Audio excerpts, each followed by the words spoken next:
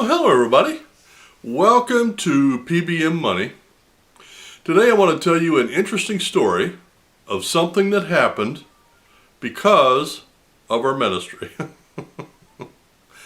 Well, as you know, part of our ministry is I help people, our ministry helps people manage their finances for free in our local market.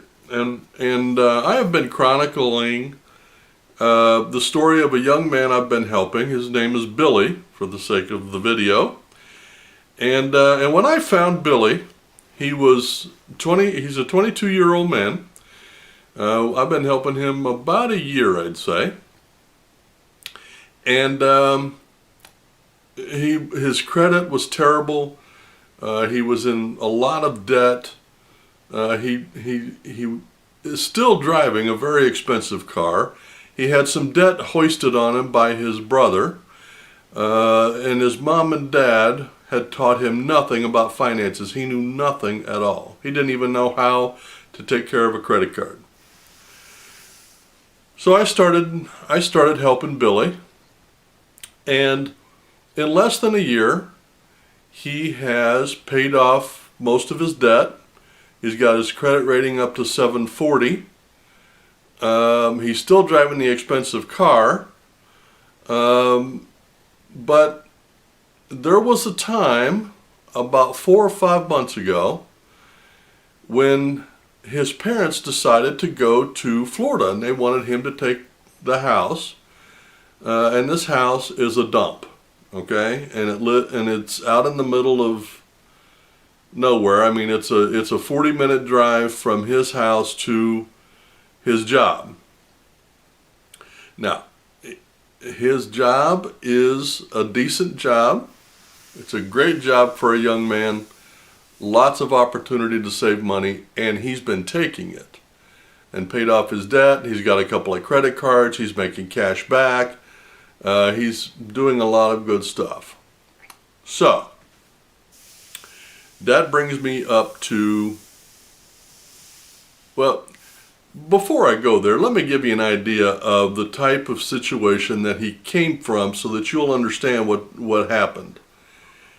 His brother is a couple of years older than he is, and he's a salesman for cars. And in the last 3 years, he has talked this young man into a car. I mean, he's upgraded him 3 or 4 different times so that he gets a commission. And the last car that this young man bought is costing him about $500 a month.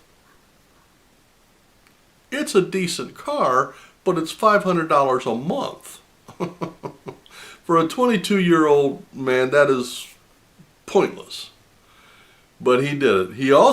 His brother also got him to take over a truck, a piece of junk country truck, for $7,000 so that his brother could go buy a car without having this debt around his neck. So he put it around his brother's neck.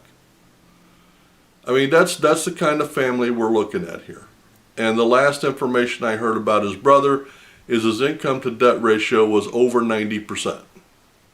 If that tells you anything, all right? His brother knows nothing about finances either. So anyway, that's the situation 3 or 4 months ago. So I'm at my job, which is a public job. I work in a retail, and I was at my position, and this little lady walks in and she says, "Are you the guy that's helping Billy with his finances?" I said, "Yes." She says, "Well, we're not very pleased with you." Now, she was by herself, by the way. And this lady's about, I don't know, 60 years old. "Well, we're not very pleased with you." I said, "Oh, okay." So she launches in to tell me to leave her son alone. And I let her go, and she gave me what for. I mean, she confronted me right there in public. She had no qualms at all about yelling and screaming and telling me I was worthless and he wasn't listening and I was wasting my time, blah, blah, blah, blah, blah. And after I let her wear her battery down, I went back at her and I said, first off, are you aware that your son is a man? He's 22 years old. He's fully capable of making his own decisions. Secondly, who do you think you are coming into my place of business and running your mouth at me? If you'd like to talk to me, your son knows how to get a hold of me. You can call me. We can meet up somewhere else. But for you to come in here and embarrass both of us like this is uncalled for. And she said, well, I want you to stop talking to my son, and he's not doing anything you say. And you're trying to get him to buy houses in Springfield instead of out in the country. And I said, yeah? And how's that working out for you? How's your house doing? How's your credit doing? How's your bank account doing? She didn't like that very much. So she turned around and she hot-footed it over. She said, where's your boss? I said, she's right over there. So she goes over and I hear her, running off at the mouth. And, 2 minutes later, she turns around and stomps out the door. So my boss comes over to me and I just shook my head and she said, that lady has got some gall. And I said, what do you mean? She said, she came over to me and told me to keep you away from her son. I said, okay. And she said, I told her that I run this place, not her. Secondly, her son was a man, fully capable of making his own decisions and making his own choice of friends. And thirdly, I will schedule anybody in the store any way I see fit to schedule them, not you. So she hot-footed it. My point is this. No matter what the situation is, if you go about true change, people are going to get uncomfortable. It's just like getting saved. When you are unsaved, you have a circle of friends. Or if you're an addict, you have a certain circle of friends. When you change, i.e. you get saved or you get sober, your so-called friends all disappear on you because they don't know what to do with somebody that's newly saved or somebody that isn't engaging in the same things they're engaging in. Her rest of her family, except for Billy, were uncomfortable because he was saying, no, I don't want anything to do with your dumpy house. And I don't want to live 40 minutes away. And I don't want to spend the rest of my life like you and Dad did.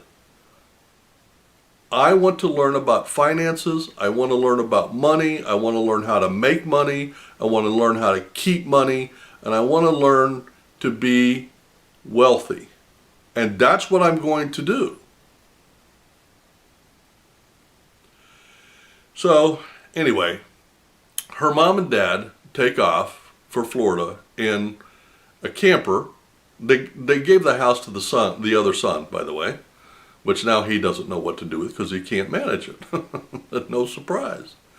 So they take off in this camper that they bought, and before they get to St. Louis, the thing breaks down.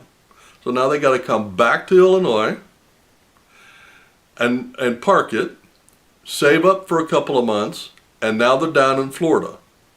And they're supposedly coming back in May for, snowbird stuff. So, just know that any time that you are engaging in helping people, you are changing their lives, feathers are going to get ruffled somewhere, some way, somehow. And that's okay. Billy needs to learn to have a thick skin. When people that are not doing well telling you you are making a mistake, chances are you're doing the right thing. So, learn what you're doing. Don't go fast, but go steady. And don't let anybody take you off of your path. for any reason at all. If you want to learn about money, you want to know about money, you want to make money and keep money, I would suggest that you learn how to do that. Because if you're not already there, you obviously don't know how to do it. Or you're in the beginning process.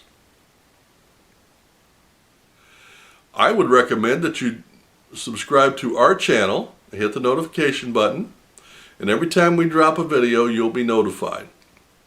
And if you go onto my channel, you will find 3 or 4 years worth of videos. At least one video per week, and in the beginning couple of years I was putting out 2 or 3 a week. But you can find all kind of information back there. If you can't meet one-on-one, go to my channel. If you're local, anywhere in the Central Illinois area, and you'd like to do it one-on-one, contact me. Our ministry will help you for free. No cost.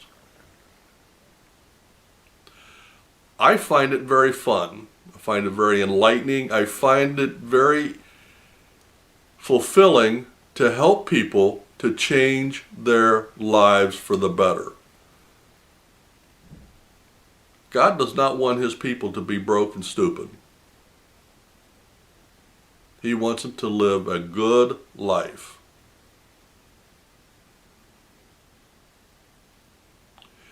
Finances is part of that. Just like a career is part of that. A lifestyle is part of that. Housing is part of that. Eating is part of that. And you need to learn how to do each one.